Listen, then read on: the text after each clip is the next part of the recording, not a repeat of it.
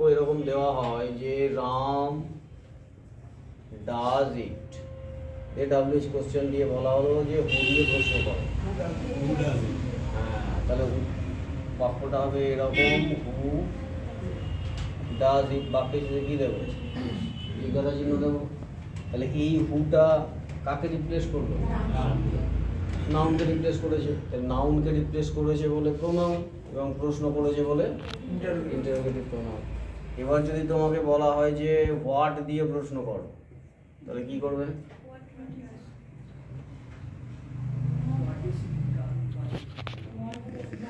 Who does ইটটা খুব সোজা, নামের পরিবর্তে বোঝা যাবে। হোয়াট দিয়ে প্রশ্ন করলে কি হবে? তবে দাঁড় করো English. Ram does what? Ram does what? ও What is done কেন হবে?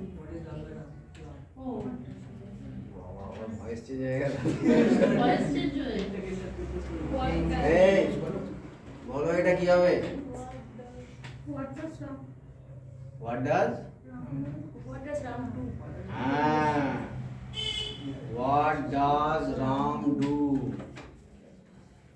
ইন্টারোগেটিভ সেন্টেন্সের ফরমেশন কি? ডাব্লিউএইচ ওয়ার্ড, তারপরে অক্সিলারি ভার্ব, তারপরে সাবজেক্ট, তারপর প্রিন্সিপাল ভার্ব, তারপরে অন্যান্য শব্দ।